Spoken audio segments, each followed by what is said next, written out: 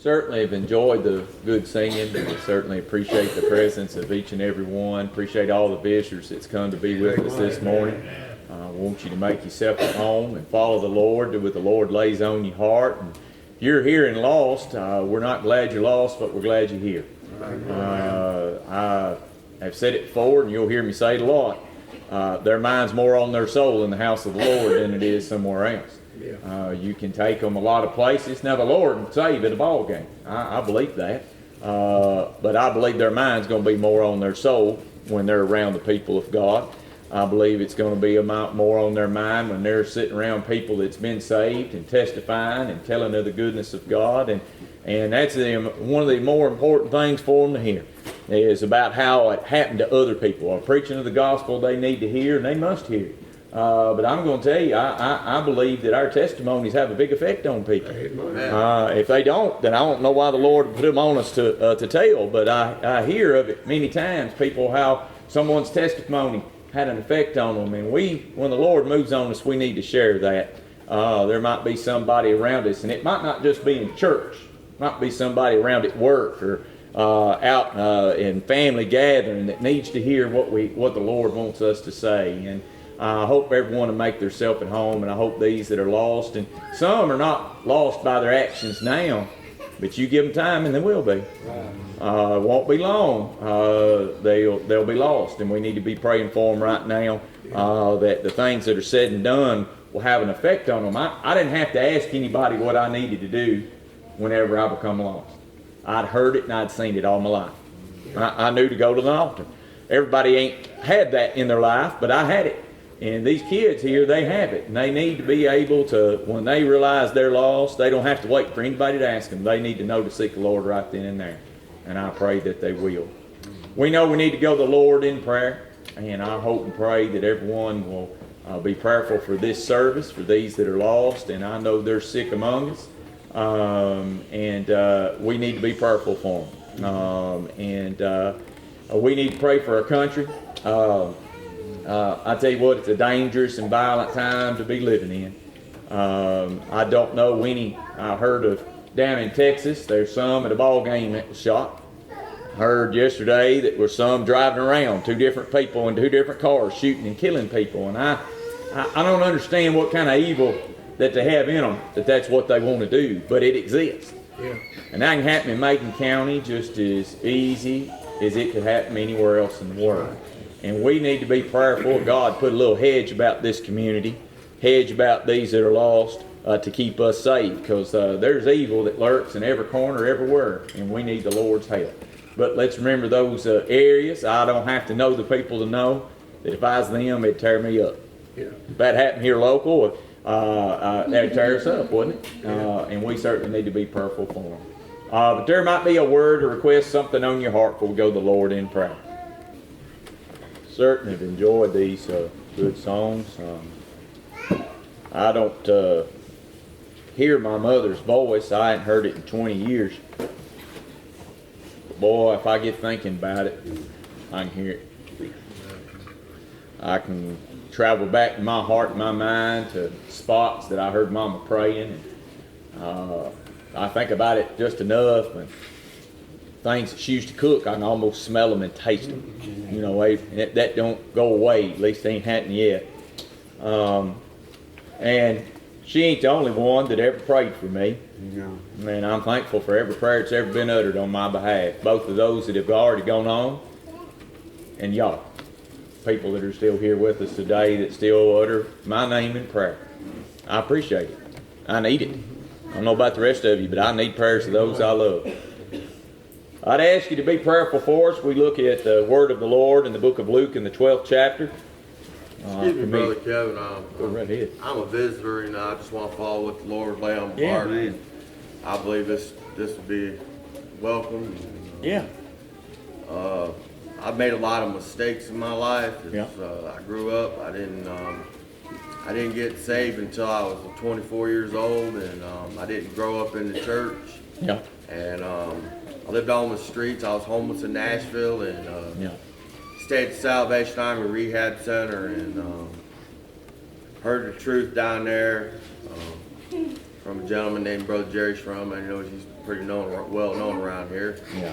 But he preached the truth, and I didn't understand that I was lost at the time. But after I heard him preach the truth, I didn't really like him the first time I met him because he shook my hand at the door when I came in and told me he loved me. And I didn't understand that. My pride all of a sudden took hold of me, and I thought I was big, 10 feet tall. You know, it's like, I'm above that. You don't know me. How can you say that to me? Yeah. But I heard him preach a couple times, and I fell under conviction. Yeah. Conviction is the worst thing that could ever happen to a person. I feel in my heart. Because that's when the Lord was dealing with me. Yeah. He was letting me know that I was a sinner, and without him I was going to die and go to a devil's hell. Yeah. And this carried on for a couple of weeks until past Christmas. And I attended New Bethel Church House down in Nashville, and that's where I'm a member at.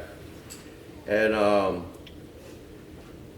it was January 1st of 1995. I showed up with the van, people that picked us up from the Salvation Army after we were done, and we came into the church that day. And I was determined for some reason. Something really hit me that strongly that morning, and I wasn't going to leave that church until I made peace with the Lord. Yeah. I was afraid if I walked out that door, I wouldn't make it to the steps. Yeah. I'd drop dead and I would die and go to a devil's hell. That's how real it was for me. Yeah. And he preached, Brother Shrum preached, and he preached Jesus, you know. Yeah. And it was so easy to understand. It was just God's plan of redemption, you know, and salvation. And then he was done, and it was a full house that day, you know, and maybe about 150 people there. They made an altar call, and I came up a running. I mean, I felt like I couldn't move fast enough. Yeah. And I got up to the altar about on that place right up near that Kleenex box right there, and I knelt down and prayed my heart out. Yeah. Gave it all over to the Lord. Yeah. And just said, please save my soul. Yeah. And it seemed like it was 10, 15 minutes. Could have been longer. I don't really know. But I knew when I stood up, it was like a snap of a finger. That's how fast it was. Yeah. Because when I stood up, I felt like I was a couple inches off the ground. Yeah. I felt like I was floating. Yeah. But see, I noticed something changed in me that moment. Yeah. Because the Lord saved my soul. And nobody told me. I didn't have to go over to Brother Shrum and to ask anybody. I knew the Lord did it himself, because salvation is between you and the Lord, nobody else. Try. And I got saved right there because that spirit beared witness with mine. And I mean, it felt so real that like Jesus put his arms around me and said, "You're my child." Yeah. And it was a wonderful thing to know that after almost 25 years that it stayed that way. Yeah. Yeah. It's been that way. I haven't been the greatest person. I've made my mistakes, and we all have. Yeah. But I have a son, and he's 20. He'll be 24 in October, and we don't know where he stands. And I pray for him when I can, and spend some time with him. He's going through some rough things right now, and I beg that your church could pray for his soul. If he's lost, I'd actually pray for him that he would find that sweet peace that only God can give you. Try. But most of all, if he's been saved, I wish he'd say something. Yeah. Because it just kills us. Yeah. And there, again, I just want to follow the leadership of the Lord. And if you wouldn't mind, can I share a song that we used to sing with him? Yeah. If that would be okay. I mean, I know hope it's not out of line in any way, or No. but, Lord's putting on your heart. I would I'd ask my wife to play the piano with. That's okay. Yeah. I could. Yeah. I'm thankful to be a child of the King of Kings and Lord of Lords. Yeah. It's hard. Yeah. This song we sung 2 years ago when he went to church. Don't go to church no more. I asked him to get back into church. Hey, multiple I asked him, let us know if you've been saved. That's what we want to hear. Yep. But I'm 286 if you want to follow along.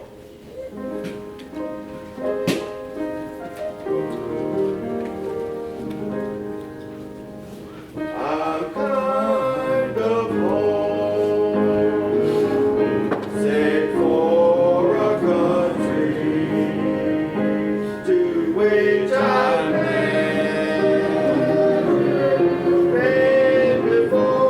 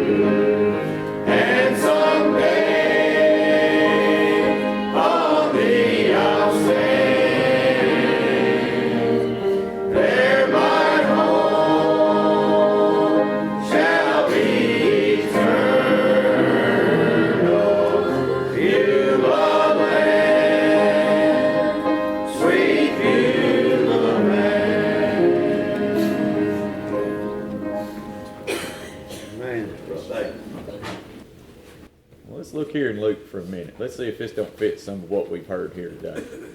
I believe it does.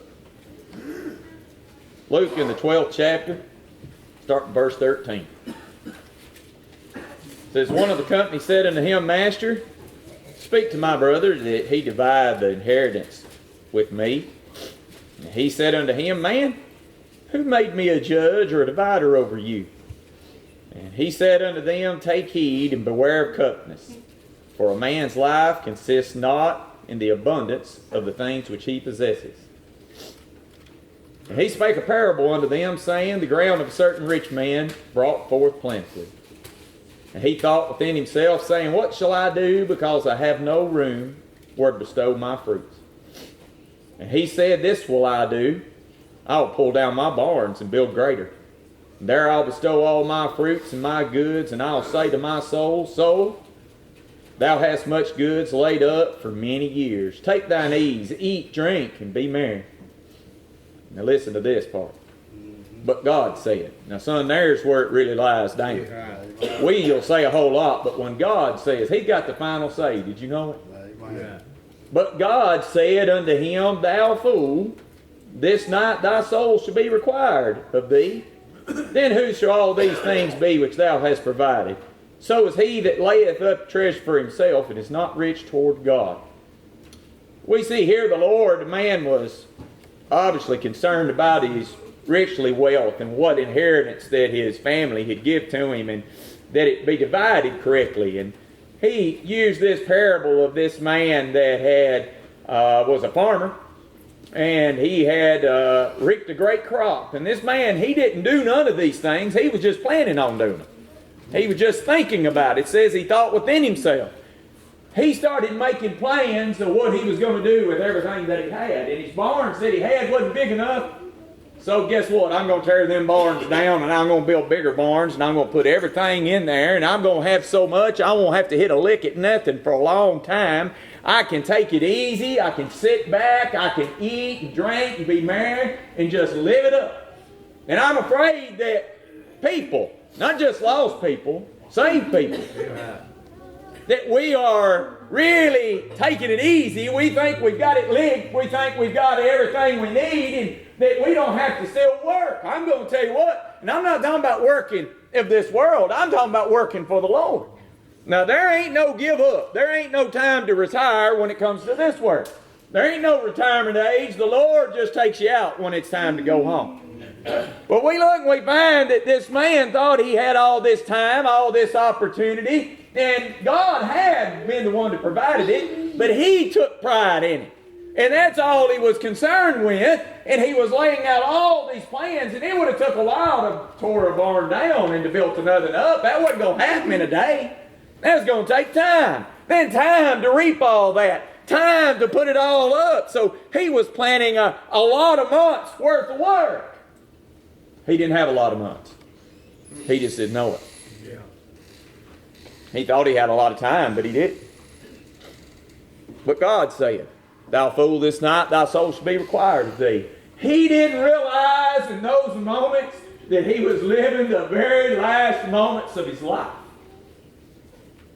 He didn't realize that death was right there. And I can assure you, there ain't a person in this room is planning on dying today. There ain't one of us planning on dying today. There ain't another at another church building planning on dying today. There's nobody anywhere with the thought in their mind that I'll die today. They think time's going to go on, and it's just going to keep on going. I'm going to tell you what, our life is short. The Scriptures teach us in James 4, says here in verse 13, Go to now, ye that say today or tomorrow, we will go into such a city and continue there in a year, and buy and sell and get gain. Whereas you know not what shall be on the morrow.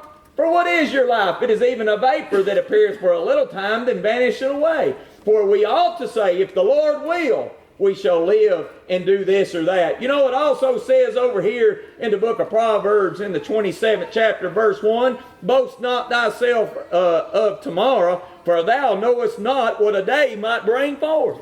I'm going to tell you what, you better not be spending time you ain't got just yet. Yeah. I want to present you with something to think about. This is a pastor I had at Siloam growing up, Brother Briley said, chew on it just a little bit. Meditate on it. What would you do with today if you thought this is your last day?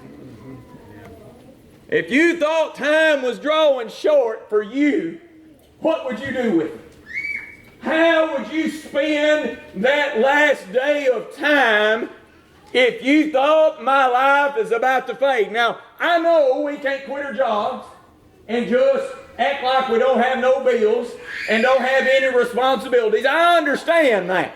But I'm going to tell you what, we could live a whole lot better like our time was shorter and be busy about working for the Lord. I look and I think here is we get to considering this in this thought for just a little bit. Over in Ecclesiastes 9 and 10 it says, whatsoever thy hand findeth to do, do it with thy might. Now, I believe in working.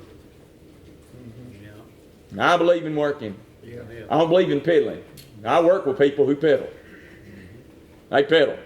Their heart ain't in it. They ain't bought in. Now, they know this of me down there, and they know I'm a little hard to work with sometimes. But I don't like somebody that's halfway in and halfway out. Now, there's been a time in my life when I was a kid, I worked at the grocery store, and I worked there for the check. I worked there for what I was getting paid. And I expect they tell me Tuesday that we ain't going to pay you no more, that I probably will find somewhere else to go work. But I'm going to tell you what, I'm there. I want to do the very best I can, give every ounce of the effort I can to do that job well. When I worked at Smith CB in Westmoreland, I wanted to do that job well. I believe we should approach our jobs in life that way, with a pride about us that we want to do a good job. I'm going to tell you what, we need to be the same way in the work of the Lord. We need to put our all into it. I don't get to take a day off from serving God, y'all. We don't get to fill out a slip and say, Lord, today I'm taking off. Now, I believe there's people that do. Some, they take the day off. Some took off today. Y'all, they can get aggravated at me if they want to, but they took off today. The Lord didn't give them a day off. There ain't built up time. You don't get so many days a month in this work. Son, we got to do it with all our might, because this might be my lasting.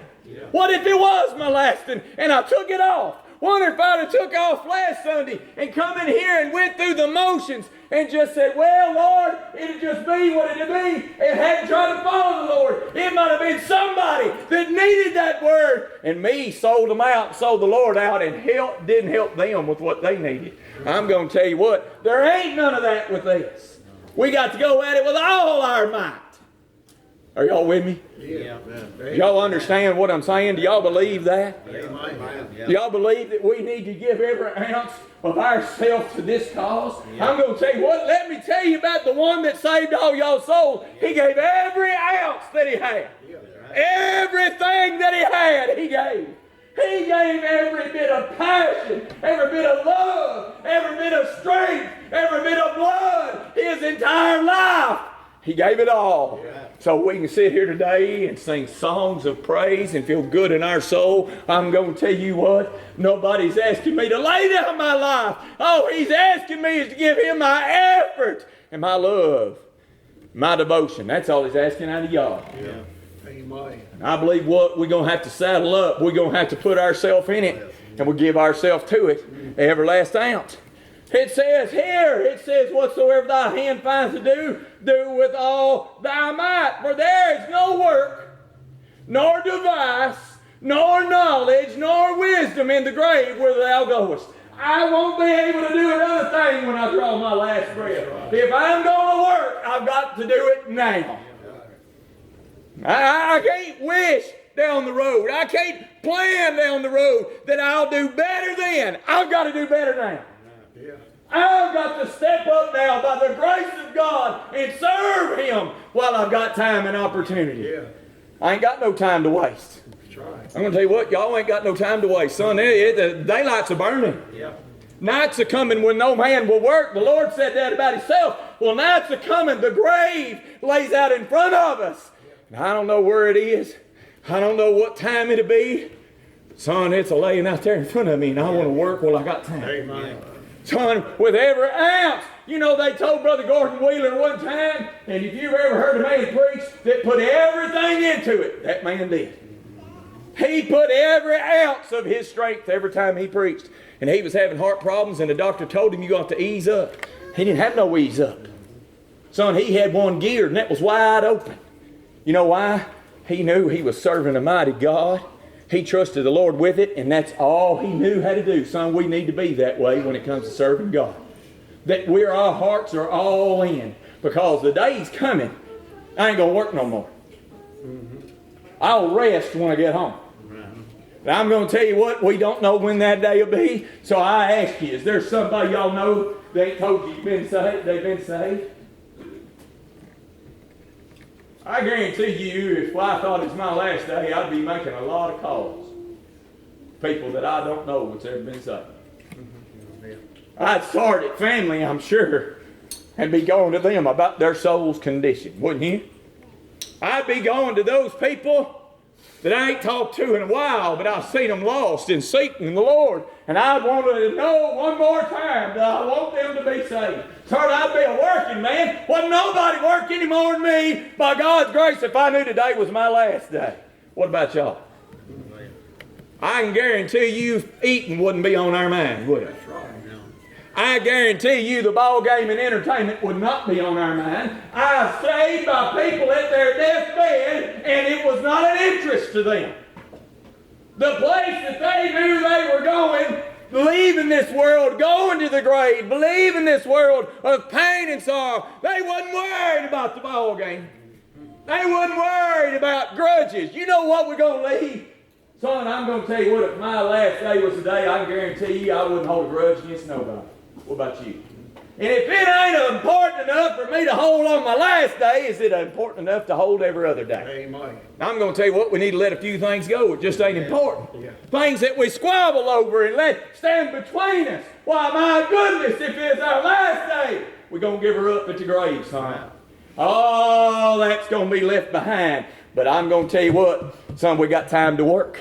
We got time to labor. And there might be a young man or a young woman, a young boy or a young girl that if we'll labor and we'll work as though it was our last day, that God by His grace will take that and drive deep into their heart. Yeah. What about that? Yeah. You don't think God ain't big enough to do that? I believe He is. Now I find the Scriptures teaching us over here in Ephesians 5 and 16 says, redeeming the time. You know what it says? Because the days are evil. Son, I'm going to tell you what, it's evil. Yeah. Son, what she said, it's evil. Yeah. It's a sick world. Sick world. You know, I worry about people, especially these young children, these young girls. I worry about them going to the store anymore, don't y'all? Yeah. Amen. Yeah. I didn't used to worry about that. But mine's gone from home and she tells me I'm being silly. And I tell her all the time, honey, don't you go to Walmart and some of these places by yourself. Yeah. These big places, son, they're slipping around. They're watching. And they're snatching people left and right. Yeah, that's right. I told her, I said, honey, let them kill you before they take you, but don't let them take you. Yeah. I worry about it. We live in an evil time. I'd have never thought we'd have lived in such a time that you can't even go to the store, that you're worried about your kids walking around. I used to have such a carefree life as a child. Son, that's gone for these children. Yeah, that's right. Son, it's an evil time, but it says here, redeeming the time. Redeem means to buy or to purchase, to lay hold of. I'm going to tell you what, we need to take advantage of the time we got. Because the days are coming, we might not have any more time. We may be spending our time planning.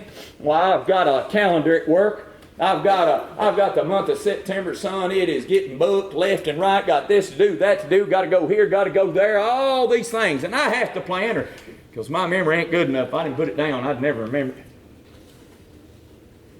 But, son, I'm spending time I ain't got yet. This man here, he thought he had all kinds of time, and he didn't. I'm going to tell you what, there might be a lost sinner in our midst today that's spending time they ain't got. Right. Spending time that they don't got. I bet you if the sinner in here today thought it's their last day, they'd be a seeking God, wouldn't they? Yeah. Son, there wouldn't be no altar call given. They'd done been here. Right. They thought it's their last day. Son, they'd be accurate. They'd be afraid of God.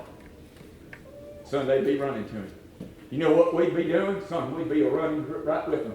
Yeah.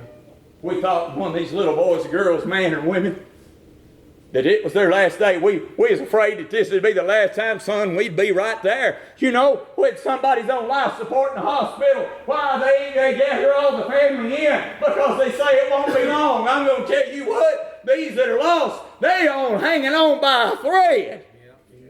And God's holding the thread. What if there's their last day? What if there's their last day? Yeah. What would you do with it? Is there anybody you would talk to and plead with today? Anybody? Is there somebody you'd go tell you love? They ain't heard that in a while. Is there somebody you tell you're sorry to?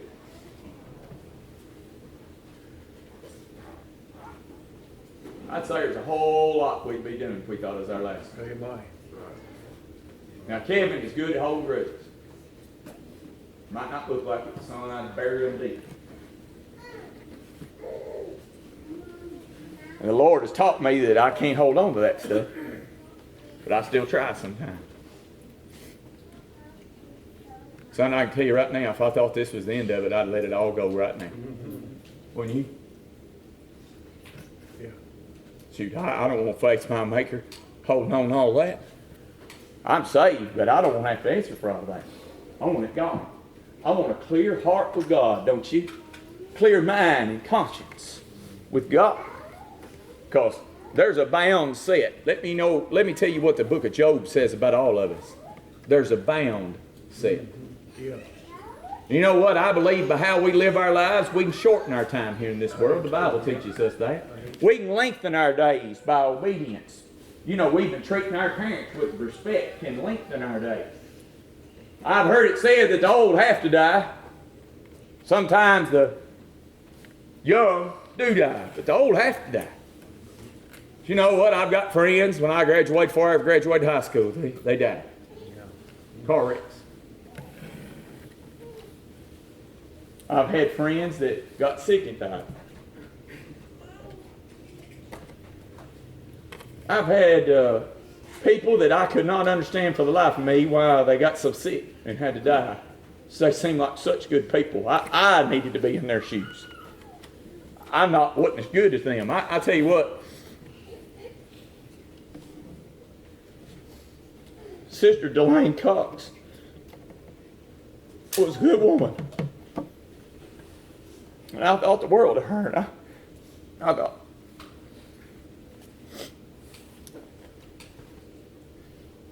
but the Lord knows best. But you know what? She made good use of her time that she had. She did. Her family around, her loved ones, son, I mean, she did. I'm going to tell you what, we need to live just like that. Yeah. Living our time and making good use of it. Not in putting off things, but getting them done. Sometimes at work, there's things you prioritize. Say, I put this off. You know, which is the most important thing? And sometimes I don't even know anymore. A couple of weeks ago, there was something that had to be done by Monday. By the time I left work, and you talking about a mess, son, it was a mess. I went in Friday, I said, I'm not here today. I said, I want a phone call, unless it's somebody way on up the ladder, and they need to talk to me. I don't want to talk to nobody. So I stayed there from 7 to 5, and then went home on Friday night and worked at home. I went in on Saturday working, and I got up last Monday morning, and I started at it again to get it done because I knew I didn't have no time left. Mm-hmm. Time was running out, and I was feeling the pressure of it, and I wanted to get it done. I wanted to get it done right. I don't know how many of those days I've got. Say, Brother Harrison, you're young. That don't mean nothing. Don't mean nothing. Time can slip away really quick. Just the other day, I was 18. Just the other day. Had a whole life planned out, things I was going to do. And son, it's went quick. 30 years have evaporated quickly. I don't know if I'll even have 30 more. I don't even know I'll have 30 more. I might have 30 more minutes. That's right. But I come here today to do my best to serve my Lord. If this is my last, then I want to give him the best I got. Yeah, amen. Now the best I got might be about 75% sometimes, but I won't give him everything I've got. And I don't take any credit for that. It's by God's grace I can stand in here and all. There is nothing good about me. Y'all brag on my preaching. Y'all just ain't heard good preaching because I ain't got good preaching. The Lord's got good preaching. Yeah. But I'm going to tell you what, we better get to business. Because there's somebody close. Could be somebody real close that's drawing near and they don't even know it.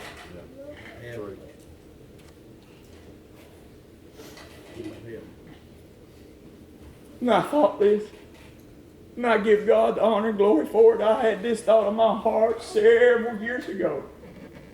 Pastoring a church, and I tried preaching this very same thought heavy upon my heart.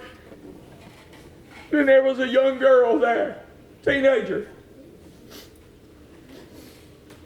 And she heard it. She had a boyfriend. She was worried about him. She was worried about his soul.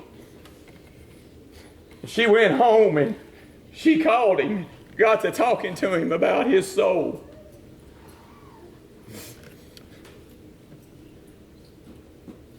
And I found out on later that young man got saved by the pool down on Highway 10. I believe that's where he got saved, wasn't it, Brother Dewey? Front porch. Now I'm going to tell you what, it's important to follow the Lord. Right. And it ain't just important for Kevin Harrison to follow the Lord. It's important for every one of you to follow the Lord. Because y'all might have the very word that somebody needs to hear that'll affect their soul. So it's a ripple effect. But I'm going to tell you what, if we don't throw no pebble, no rock, no nothing in the water, if we don't put it in there with all our force, with the power and grace of God, there will be no ripple.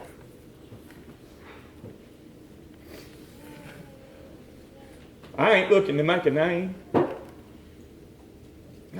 My name don't mean nothing. The name of that one that saved me means something. Yeah.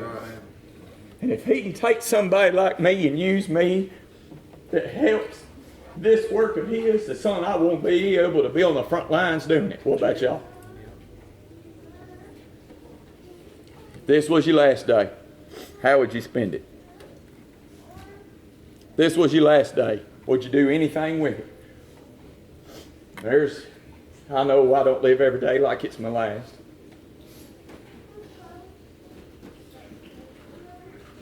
There's been people I've seen for the last time, but when I seen them, I didn't know it. I didn't know it was going to be the last time I saw them. And I've been with people in church, and I didn't know it was going to be their last time.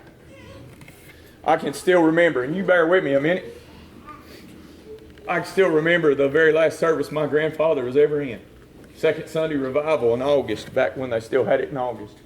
He come in, and he got there late. It was never happened. And I looked around at him and said, "Pa, how is it?" He said, "I don't feel good. My ankle is swelling." Figured he'd done something.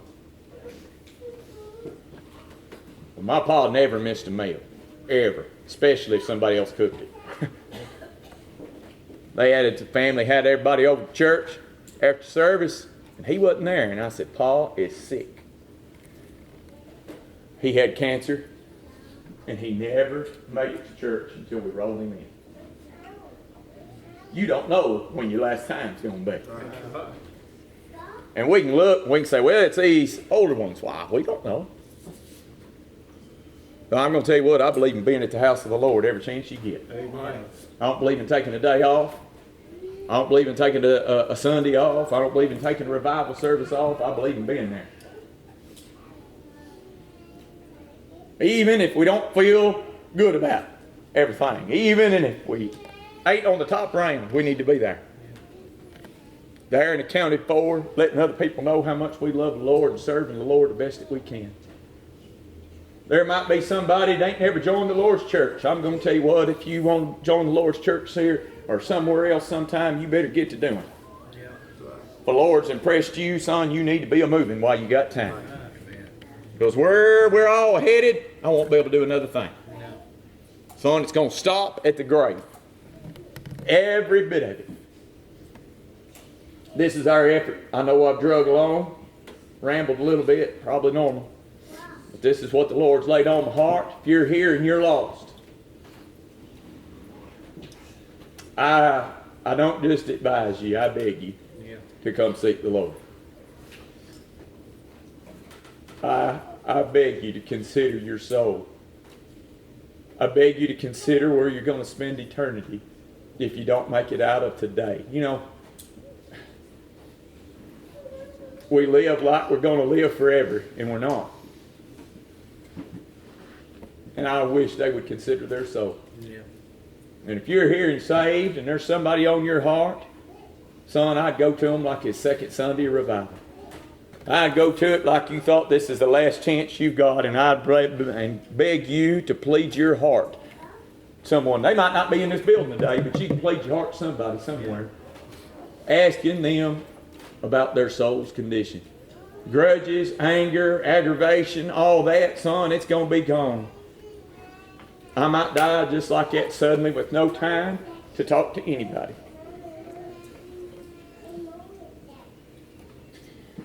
I hope not. But it could happen. How is it with you? How is it with your soul?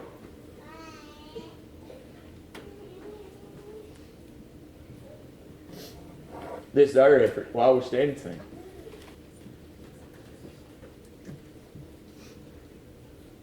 I ask you all to be prayerful one for another.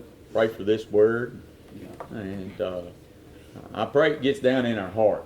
It needs to get down in our heart. People talk about on toes. That's all good and all, but seed's got to get down in the ground if it's going to come up. And that's where this word's got to get. That's what it's referred to as a seed. And that seed's got to get in our heart. And I hope that it will. And, you know, and I'm thankful for those that, and this is not that we're not doing things. I just need to do it with more urgency, a little more desire and fire. And I'm going to tell this, and it's important to do what you're supposed to do when the time comes. Down there at school, we have a nursing class, and they train them and stuff I don't even want to hear about. I'm squeamish, and any of them comes through, they know if they want to get me squeaming, they'll get to talking about a bunch of stuff. Well, I'm proud of what they learn, and it's amazing what all they keep in their mind, but they're training them constant. And they might not know it all the time. They might think it's hard, and it is hard, but they're training them for the moment when everything they've taught them to do, they'll know how to do it, and they'll just do it. I was headed to Lebanon one day, and I watched this kid pop a wheelie on a motorcycle. He come down, he lost control of it. And the car in front of me saw him and started to get over, and I could see him, and I started, and if I had had my window down, I could have reached out and touched him. That's just how close he come. But the car behind me didn't see him and didn't have time to react, and he didn't have time to react to them. And I seen it all in the rear view mirror. I mean, just pop. I was talking on the phone with somebody from work. I said, I got to go. Somebody's just died in a wreck. And I got out of that car and I was stopping traffic. And I knew I was going to find somebody dead. And his motorcycle was in a gazillion pieces. I seen a shoe over here. It was awful. I got to the woman in that car. She got out. She had a broken arm and didn't even know it. She was getting to her little ones in the back, and they were fine. She said, go help that man. he's over here. He flew about 100 feet. Well, I'm walking and I was in a daze. I was afraid to what I was going to see. One, I figured I'd pass out. I was walking easy, and all of a sudden I seen some woman running. And she slid down in that ditch where he was, and I saw how she's moving, and I thought, that's somebody in healthcare. That's a nurse. That's somebody. I got closer, and she said, Mr. Harrison, go to my car, get a blanket out. I couldn't process it, what was going on. They didn't call me Kevin by my name. She said, Kevin, go to my car. And I looked, and there it was, one of our nurses, our students. Sometimes you ain't got time to wait till a better time. You got to act when the time is right, when it's right in front of you. And so she reacted with every bit that she knew to do. And what she did saved that man's life right there on the side of the road. I ain't never been so proud in all my life of what we do for a living. To see training in action and in a selfless act. She wasn't doing it for a grade. She wasn't doing it because she was getting paid. She saw somebody in need. And she had the training, she had the ability, and she helped him. I appreciate what y'all give me. But if there's a preacher preaching for money, he needs to stop today. Amen. That's right. I ain't doing it for a grade or a pat on the back, and I don't believe y'all will either. No. But son, we've got something we've been trained with and given.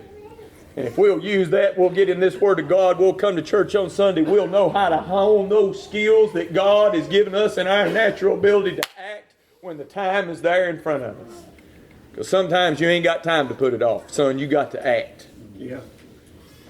And what even made it more after the fact is she said, I was worried about his soul the whole time. Yeah. Worried about his soul. What if he dies right here? What's going to happen to his soul? That's what made that. And that's been a couple years ago, and it just churns in my heart to see somebody so selflessly for the care and love of another person. How we should be that way with this right here. Yeah. With what we have in our heart. That we're acting so selflessly, so much more than it's of ourselves. We're worried about the lost soul. Yeah. We sing a song about being a soul winner for Jesus. Yeah. Being a soul winner for Jesus, son. We need to be soul winners for Jesus. On the fire line, working, laboring, with everything that's in it. I'm telling you what, I'm proud of all those kids that go down there. And they ain't kids, they students, some of them older than me. But, you know, I don't know, the Lord brings that on me from time to time to tell. Boy, hey, if you could have seen it. And there's been people take care of me health-wise. But boy, there's been a lot more people take care of me spiritually-wise. Yeah. Was there when the time was needed. Son, we need to be just like that, ready to go. Ready to go, ready to act, ready to jump. Not having to get prayed up, son, we're prayed up, we're ready to roll. Something else on your heart.